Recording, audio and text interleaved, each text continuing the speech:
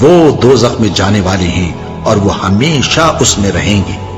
اے آل یعقوب، میرے وہ احسان یاد کرو جو میں نے تم پر کیے تھے، اور اس اقرار کو پورا کرو جو تم نے مجھ سے کیا تھا۔ میں اس اقرار کو پورا کروں گا جو میں نے تم سے کیا تھا، اور مجھی سے ڈرتے رہو۔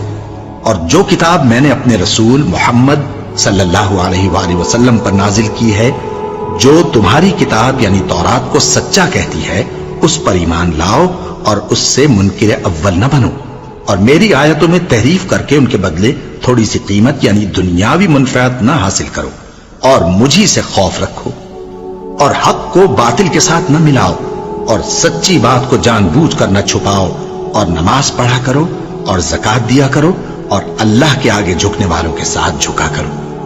یہ کیا عقل کی بات ہے کہ تم لوگوں کو نیکی کرنے کو کہتے ہو اور اپنے تئیں فراموش کیے دیتے ہو، حالانکہ تم اللہ کی کتاب بھی پڑھتے ہو؟ کیا تم سمجھتے نہیں؟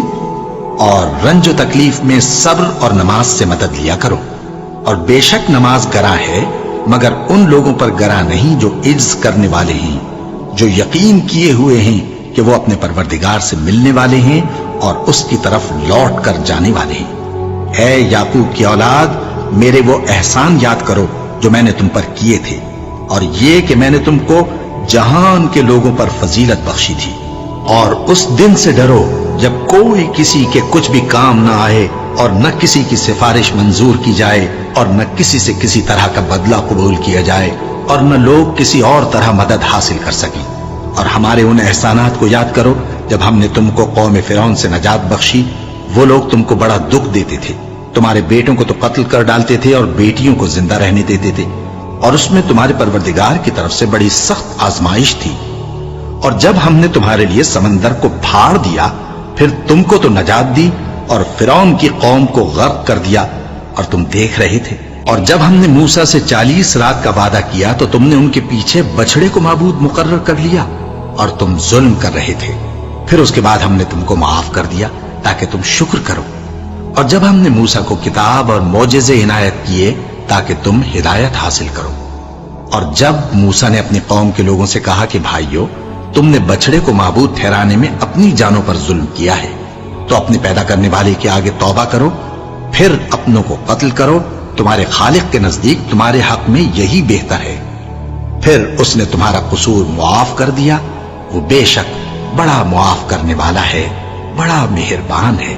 اور جب تم نے موسیٰ سے کہا کہ موسیٰ، جب تک ہم اللہ کو سامنے نہ دیکھ لیں گے تم پر ایمان نہیں لائیں گے، تو تم کو بجلی نے آ گھیرا اور تم دیکھ رہے تھے۔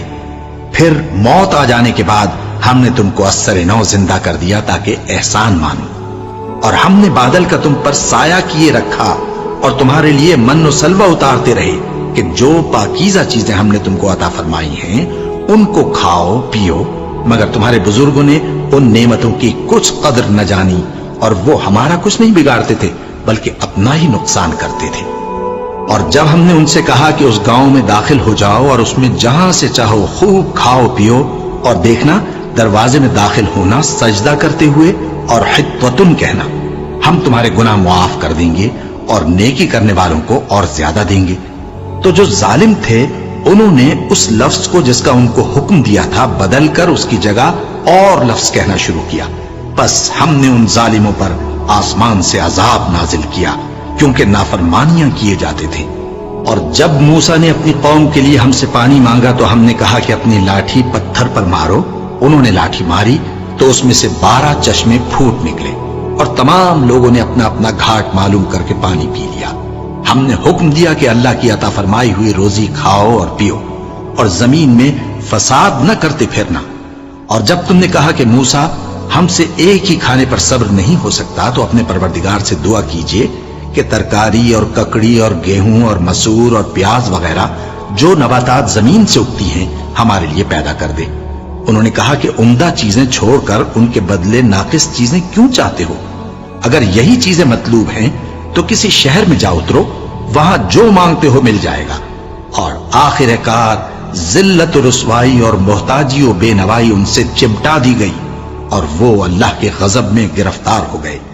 یہ اس لیے کہ وہ اللہ کی آیتوں سے انکار کرتے تھے اور اس کے نبیوں کو ناحق قتل کر دیتے تھے، یعنی اس لیے کہ نافرمانی کیے جاتے اور حد سے بڑھے جاتے تھے۔